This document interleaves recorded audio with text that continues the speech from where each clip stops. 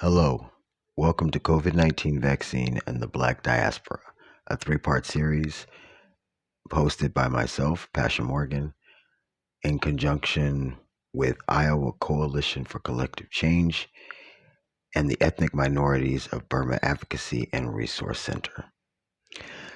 Hi, again, I am your host, Pasha Morgan, and this is a three-part series where we're going to talk about COVID-19 vaccine and the Black diaspora. That means we're going to talk about Black Americans for the majority, but it is also going to stretch us into the Middle East and Africa, particularly West Africa, when we're talking about this, when we're talking about the vaccine. This first episode is the abusive relationship between the Black community and American medicine. Basically, what we're going to talk about today is this long history of abuse by the medical community toward Black and brown bodies, and some of that is a cause for hesitancy when it comes to Black people in America and getting the vaccine. So the facts and data are clear that the Black community or Black communities are not receiving the vaccine at the same rate as white communities. So we're not just going to talk about the hesitancy to receive the vaccine. We're also going to talk about the fact that even if they want the vaccine, there may not be suitable places to receive it. Okay, the first part that we're going to talk about is we're going to talk about Africa. And we are just honestly going to talk about the lack of consideration for humanity because we have to go back to the beginning. So if you go back to the beginning, just imagine the lack of consideration you have to have for a person's humanity in order to decide that these people, their hopes, their dreams, their families, their friends, the way they've grown up, their comfort, all of that plays second fiddle or second to your desire to have someone do your work for you. It's important to start there because that feeds in to what we're going to talk about when we talk about how the medical community has a total disregard for, or historically has a total disregard for, Black and brown bodies in America. So because of that history, there is a hesitancy in the Black community. That is not the entire totality of why that Black people are less vaccinated with COVID-19 than their white counterparts, but it is a part of it. And it is a legitimate hesitancy because a lot of Black people, even if they don't know the specifics, they do know that American medicine has used this as guinea pigs.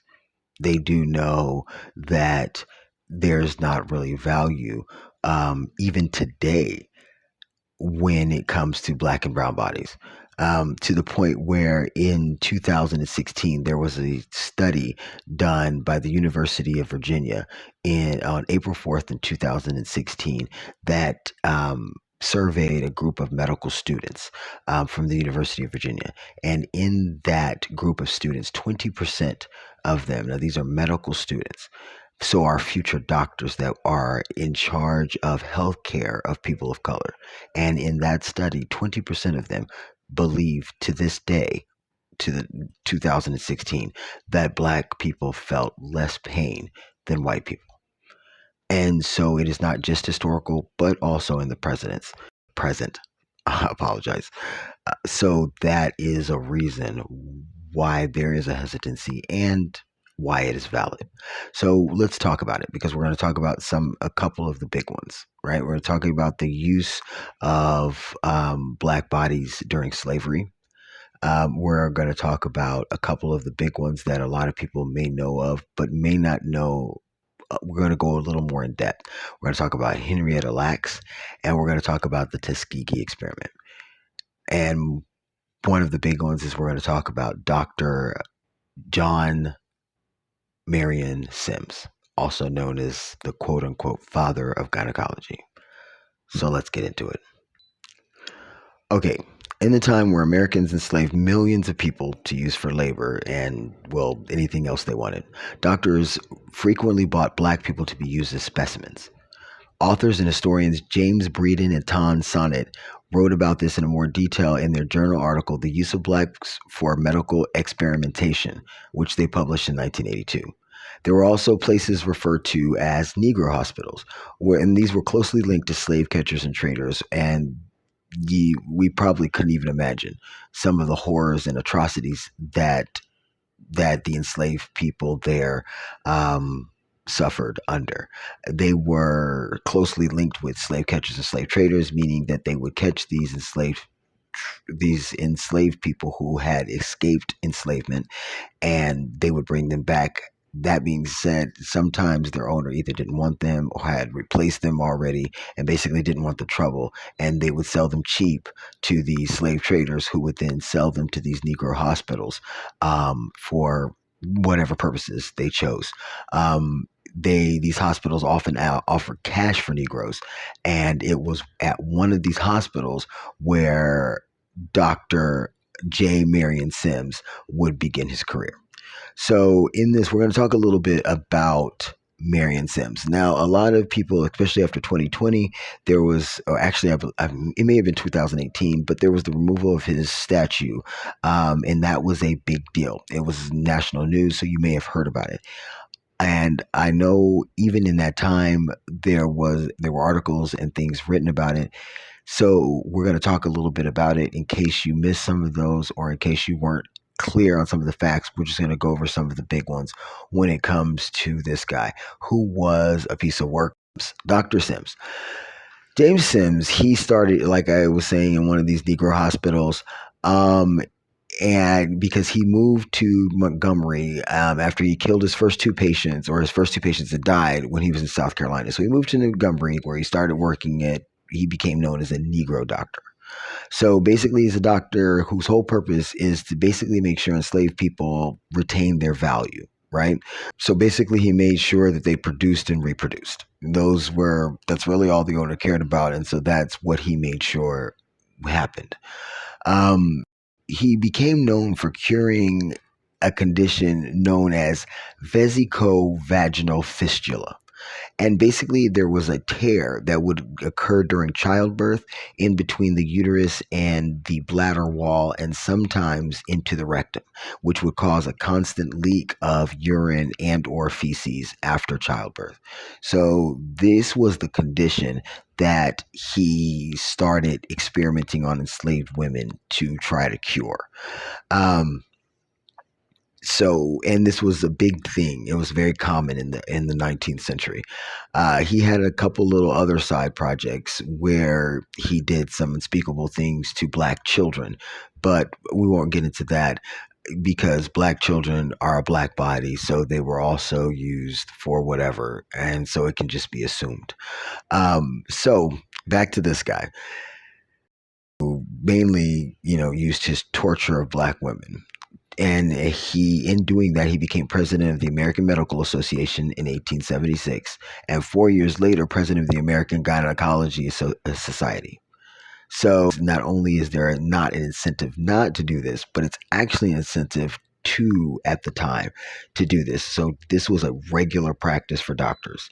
This is how they were pushed forward in their medical careers. This is how they make medical advancement, where they would write about it and send it into a journal, and then the journal would have it published, and suddenly they would become more prestigious in their field, all at the expense of these Black bodies. People. I use bodies. I'm using bodies on purpose because bodies says anonymity as far as a person or a personality or who they are, and that is how Black people have been treated in America since they were stolen and brought here for nefarious purposes. So going back to this guy, so curing this was the point of what all of these surgeries were for. His first surgery was performed on an enslaved woman named Lucy in 1845. Lucy was operated on while positioned on her knees for an hour with no anesthesia and was screaming, crying in pain while 12 other doctors in the room watched. Sims wrote later that Lucy's quote, end quote, Lucy's agony was extreme. The reason I'm bringing this up is because it's important to note that he saw this happening as he was performing this surgery with no anesthesia for over an hour. And even points out that her agony was extreme, but still performs this same surgery for 4 years while he perfected it on enslaved women with anesthesia because he believed, according to his book, The Story of My Life, Black women didn't feel pain like white women. So he says this is his belief, while this is the cognitive dissonance that goes into the medical community when it comes to Black people that Black people are aware of, which accounts for some of the hesitancy. So he says that her agony was extreme, but yet continues on for 4 years with no anesthesia because Black women don't feel the same pain as white women. In 1949, he perfected. He finally says or feels he has perfected the surgery at the expense of a 17-year-old enslaved girl named Anarcha. And then after he starts to feel like he has perfected this surgery, then he begins to perform it with anesthesia on white women at the time.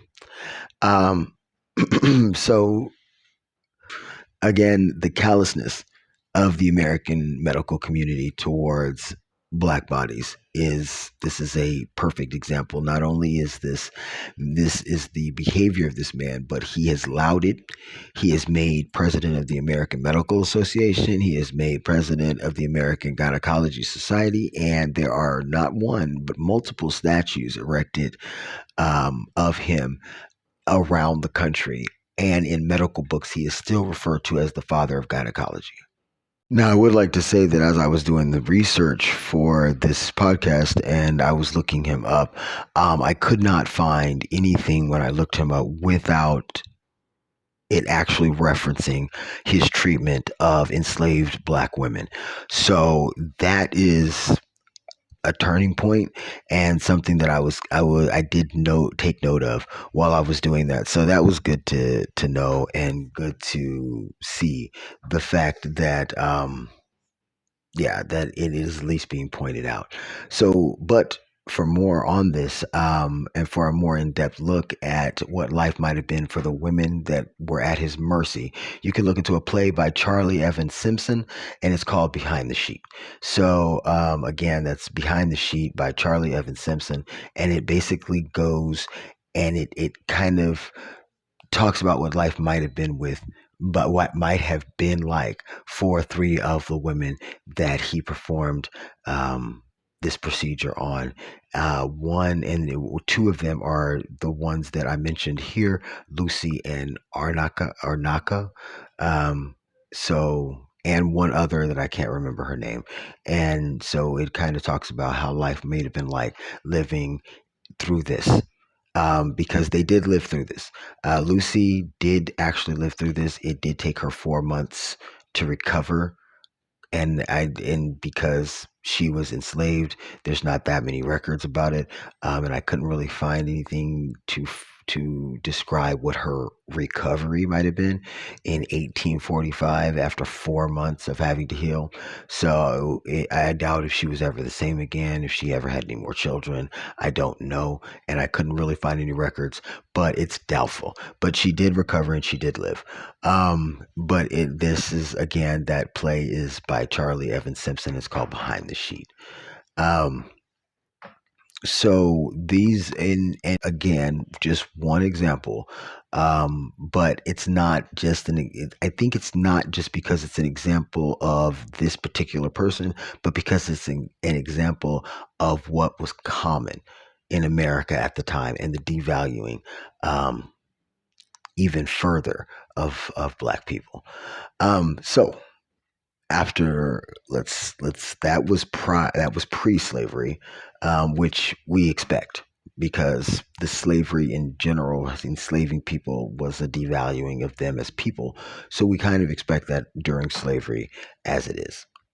Next, we're going to talk about a couple of things, a couple of people and things post slavery.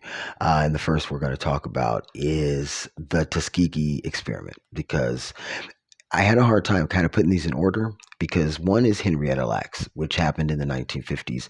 The other is the Tuskegee experiment, which started in the 1930s but didn't end until the 1950s. So Henrietta Lacks kind of happened in the middle of when the Tuskegee experiment was happening. But we're going to start with the Tuskegee experiment because it started prior to Henrietta Lacks. So the Tuskegee experiment was an experiment that started in 1932 when the U.S. Public Health Service, which is now known as the Department of Health, so it is a governmental department, they decided to to work in conjunction with Tuskegee Institute and allowed 399. It started with 600, I believe, total. And so it was a 200 plus in the control group that did not have syphilis, and 399 unwilling and uninformed participants who were told they were receiving treatment for bad blood. And they were all black men, and they were allowed to go untreated for 40 years to study the effects of syphilis if left untreated on the Negro male, was the official name of this experiment. So again, one point of the experiment, let's start with the very first, is that these people were not informed. They were all men, they were all black men, and none of them were informed on what was going on. And that is just surface. None of them were informed on what was going on. They told that they were actually receiving treatment for quote unquote bad blood. In this ruse and completely unethical experiment, actually not just carried out by a medical part of an institute at that time, but also by a department of the of America, the Department of Public Health. They began giving patients ineffective medicines to further the story that they were being treated for this bad blood.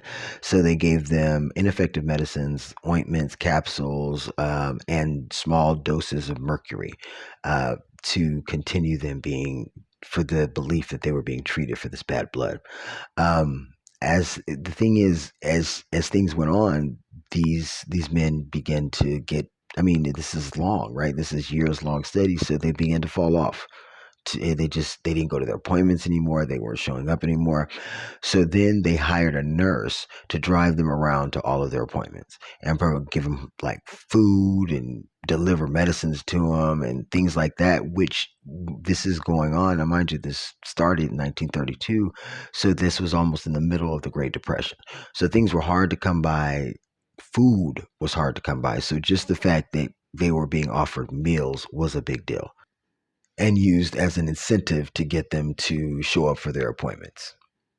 Also, to make sure that they didn't miss out on any of the results from their autopsy, they started covering their funeral costs as these men started dying from this treatable disease. Now, to be fair, at the beginning of the study, I do not believe there was actually a widely distributed treatment for syphilis.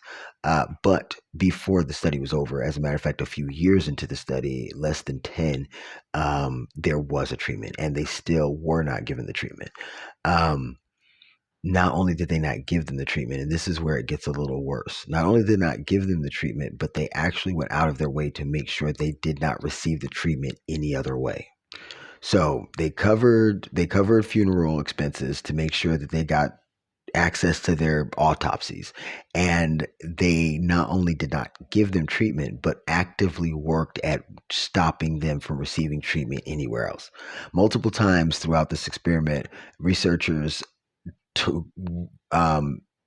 contacted local counties. In 1934, they provided doctors in Macon County with a list of their subjects and asked them not to treat them at all. In 1940, they did the same thing in Alabama Health Department. And in 1941, some of the people were drafted for World War II. And when their test came up and detected syphilis, they had them removed from the army rather than let their syphilis be treated. This is not just an example of the devaluing and doing whatever America wants or needs at the time with Black bodies, but it is also an example of the systematic abuse of Black bodies. This was not just a doctor or one school working together. They had men pulled from service to go to World War II so that they would not be treated for syphilis before they went. They actively worked at stopping them from being treated. So, needless to say, by the end of the study, which occurred in 1972, I'm going to give you a minute to take that in. You didn't mishear me. 1972, this was a 40-year study that ended in 1972. At the end of 1972, only 74 men were still alive. And of the people who died, 28 of them died from syphilis. 100 of them died from complications related to syphilis. 40 of their wives contracted syphilis, and 19 of their children were born with congenital syphilis. And all of this could have been avoided, but they chose not to because they wanted to see it run. Now, the reason why this is important is because when we're talking about the historical devaluing of Black bodies by the American medical community, it always seems like history. And 1972 was 4 years before I was born. 1972 was during the lifetime of a lot of people who will listen to this podcast.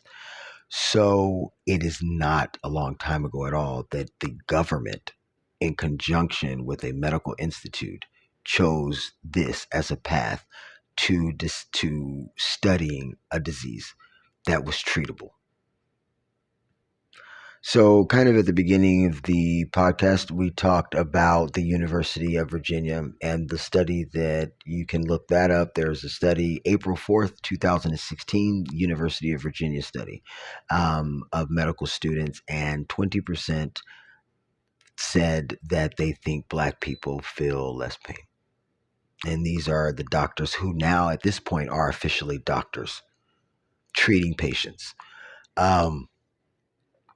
The mortality death rate and infant mortality rate is another example of the gap and inequity caused by this devaluing that exists in American medicine, where here in Iowa, where I am, the maternal death rate is 6 times that of their white counterparts. That's twice the national average. The national average is 3 times, which still begs a question. And the infant rate is, I believe, twice. No, I'm sorry. I believe that's 4 times.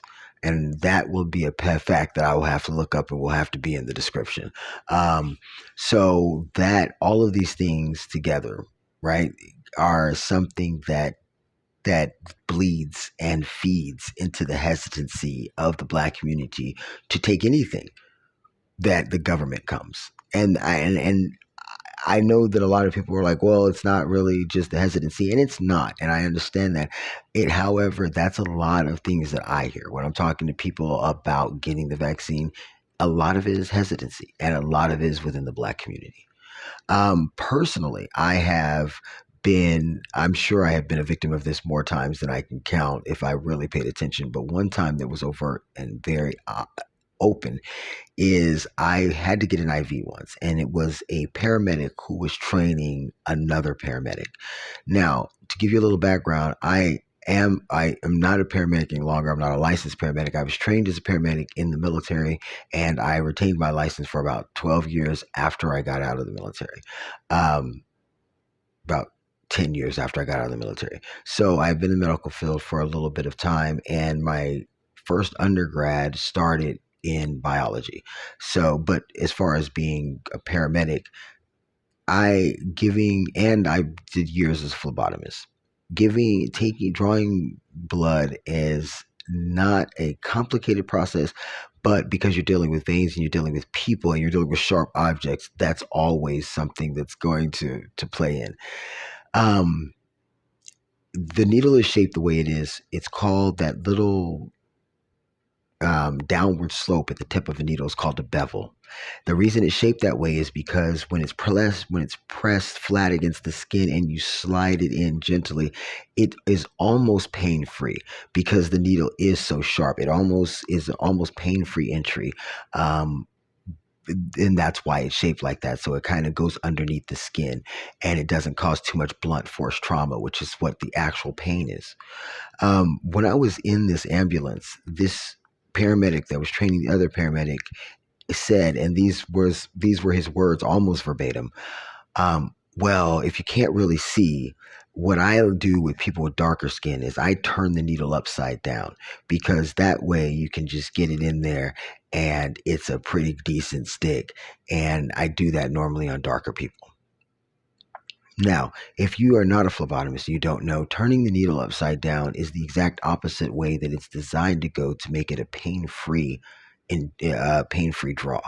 So when you do that, or injection, so when you do that, what you're doing is causing extra pain because now it is blunt force trauma that you're forcing a blunt object into a person's skin, which is an extremely painful thing to do. And he does it on darker skinned people because it's easier. And again, in that quick little sentence was the devaluing within the medical community that still exists because this was in 2016, 2018 actually, that this occurred, that still exists within the medical community, and a reason for a lot of the hesitancy when it comes to this vaccine. Now let's talk about a couple of other reasons why the Black community is under-vaccinated when placed next to the vaccination percentage in white communities. Hesitancy, like we said, is part of it. Black people, of course, have a long history of being ignored or mistreated by health professionals in the U.S. And we talked about Henrietta. We did not talk about Henrietta Lacks. We did not talk about Henrietta Lacks. Let's go back and talk about Henrietta Lacks. So, in the 50s, while this Tuskegee experiment was going on, there was a woman named Henrietta Lacks. And Henrietta Lacks she complained about some pain. And so she went to the doctor. And when she went to the doctor, they did an examination. And at the examination, they found that she had cervical cancer. When that happened, the doctors asked her, could they take some samples of her cervical tissue? She said yes, and that's what they did. They took them, put them in a petri dish, which is normal. Well, here's the thing. Most cells that are taken and they put into a petri dish in a couple of days, they die. What happened with Henrietta's cells is they reproduced. And apparently in 24 hours, there was a whole new generation of cells, which does not happen. Now, in 1951, Henrietta died from cervical cancer. And her husband they asked him to do an autopsy. He initially said no, but after he went to the hospital to see her body, he agreed to sign off. But basically he agreed to sign off because the doctors said that the reason they wanted to do the autopsy was to conduct some tests that could possibly save or help her children. So, as you can imagine, not only did they not do tests that could help her children, and I probably should have looked into it further, but she had 5 children. She had 3 sons and 2 daughters. Her daughters are both deceased. At the time of this podcast, or at the time of the year the article was written, but her 3 sons are still alive. So I'm not sure if her daughters succumbed to the same disease, but I do know that they are no longer living. And so not only, as you can, like I said, was saying, not only as you can imagine, not only did they not conduct the test to help her children, but they continued to use these cells and did not compensate her nor her family in any way whatsoever. So not only did they not compensate her, but they purposely changed, they named the cells HeLa, which is short for Henrietta, H-E, and Lax, L-A. But when they were written down in print, they called it Henrietta Lane. So they would say that these cells were taken from a Henrietta Lane on purpose. That was an intentional move to disguise the true identity that they got these cells from for the public and the media. One of Gay's colleagues, which was the original doctor, told her that Gay himself had created the new name so the media wouldn't discover who Lax really was. Lax was never compensated to her life during her life, neither were her husband or children. To this day.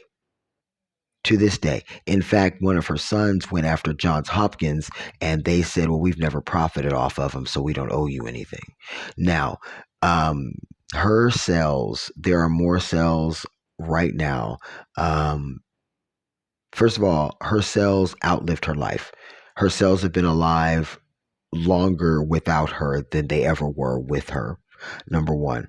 Number two, there are more cells of hers right now that exist in the world that ever existed inside of her body. And number three, they have been used for everything from Salk created his vaccine based off of her cell, using her cells. They've been used to study everything from Alzheimer's to mortality. They have been the background for almost all vaccines, and and countless medications and treatments for diseases, including chemotherapy. And again, never to this day, her family, who is still fighting for compensation, they have still never been compensated. So now we get into not just the devaluing of Black bodies, but also the stolen wealth of Black bodies. So that is, again, another story that adds to the hesitancy. But going back to that, using that was, we've talked about the Tuskegee experiment, we've talked about Henrietta Lacks, and we've talked about a lot of the history of why the Black community is hesitant when it comes to this vaccine. So another part of that equation is that it was a Pew survey that was taken, and when surveyed, a majority of Black adults, 61% of Black adults that were surveyed told Pew that they planned to get the COVID vaccine or they had already gotten the COVID vaccine, which actually was an increase of almost 20% from the previous survey, which was just last November. So not only is that happening, not only are Black people are wanting to get this vaccine. So hesitancy is an issue, but it's not the only issue.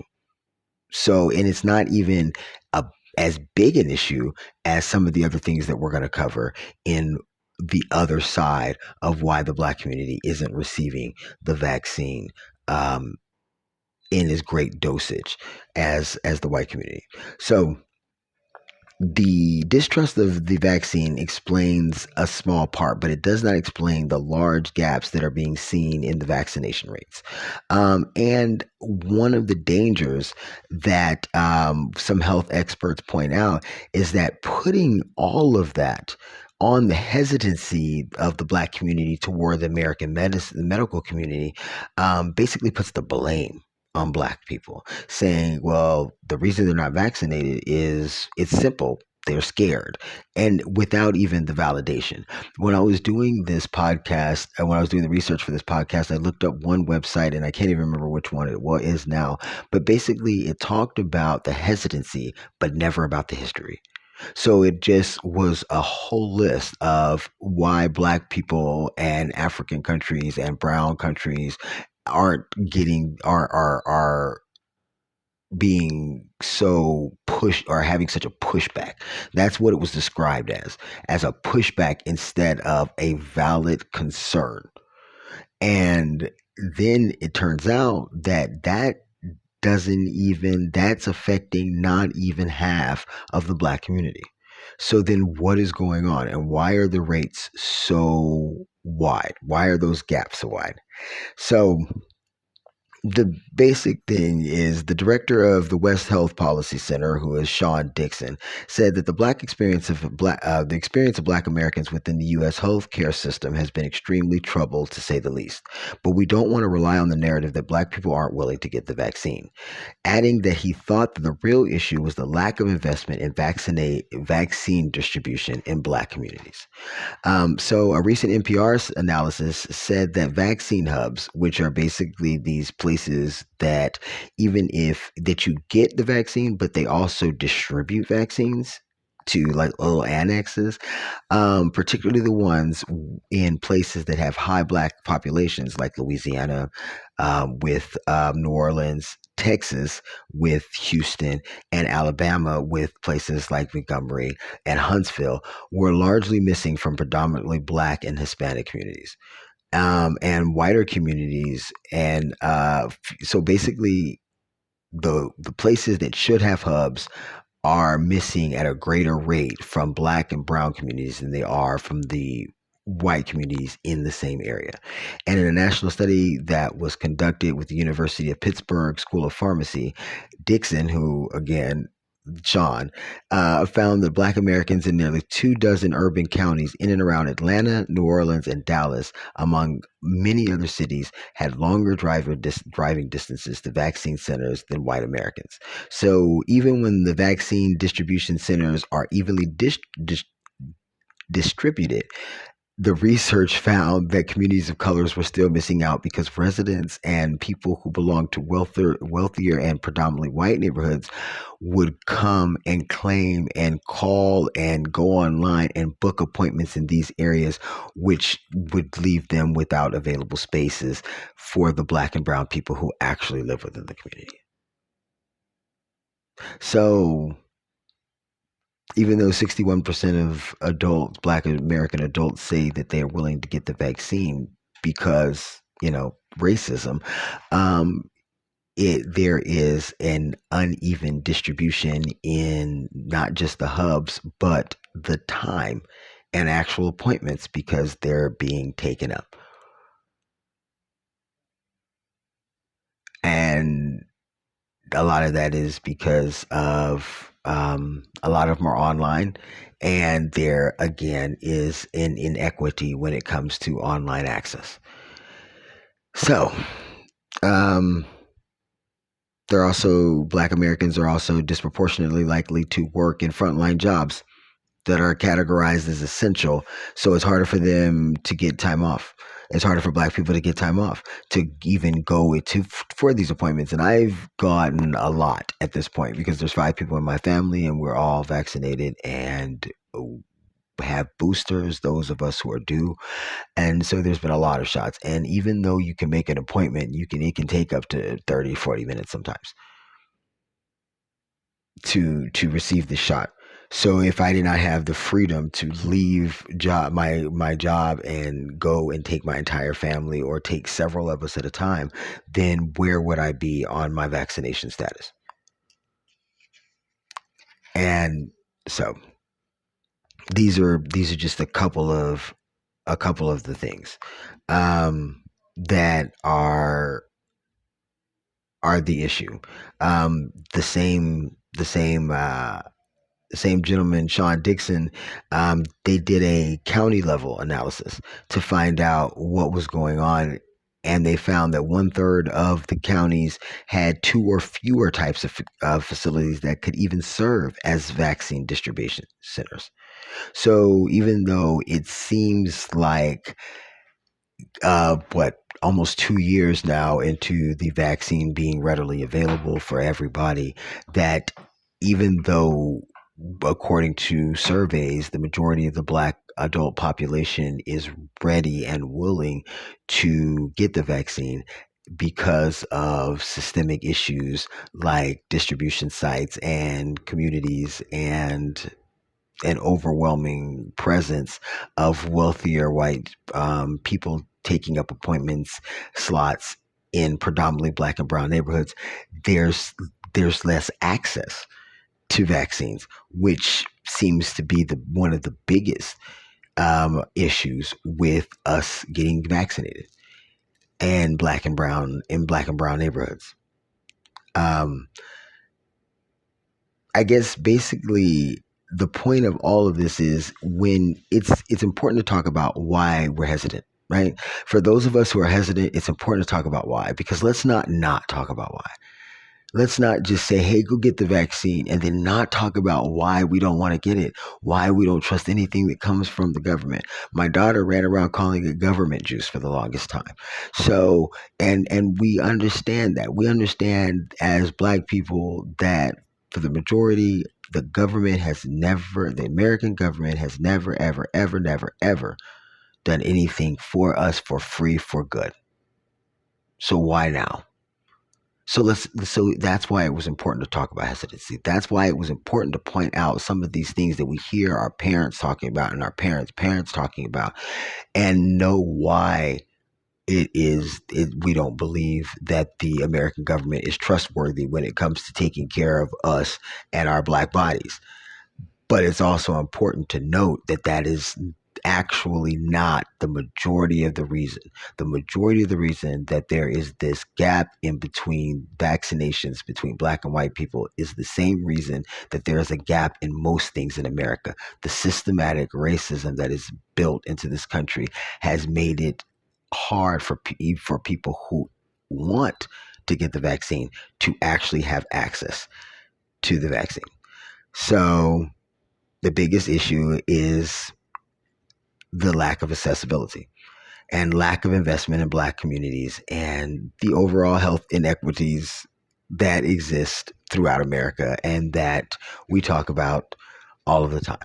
And so, in talking again about the hesitancy, it's important to understand that the reason that the majority, the 61% of people who, the majority of the 61% of people who, black people who want to get the vaccine are not getting it is because of the lack of investment in black and brown communities and the overall health inequities that already exist within our healthcare system in America. Um, so, that is something to think about and something to talk over when discussing the getting the vaccine or not getting the vaccine.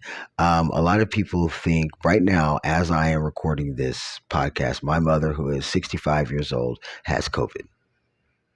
And she has a few of the pre-existing conditions that are known to exasperate COVID. She is vaccinated. She's twice vaccinated. Once boosted. I don't think she went back for her second booster, and still she got COVID. And so COVID is not over. So even though a lot of us don't really talk about it, we don't see it on the news all the time like we used to, we don't see a daily count, this is still affecting the daily lives of people, and particularly, as we've just found out, in the black and brown communities. So talking about it, acknowledging why there is hesitancy, acknowledging that systemic gaps that exist, that already exist, are exasperating the situation, are two of the ways that we can become more informed as we're having this conversation. This is only part one. There are two more parts to this podcast.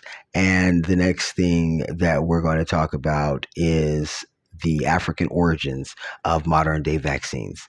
And so please join me next time for that episode where we're going to talk about where vaccines started. And we're going to talk about one Shamus or one Simus. And if you don't know about him, you should. And so should everybody. And we'll talk about that next time. Again, thanks for joining me. This is Pastor Morgan, and I am part of Iowa Coalition for Collective Change. And we are doing this in conjunction with Embark, talking about the COVID-19 vaccine and the Black diaspora. Please join me for the next episode. Thank you. Have a great one.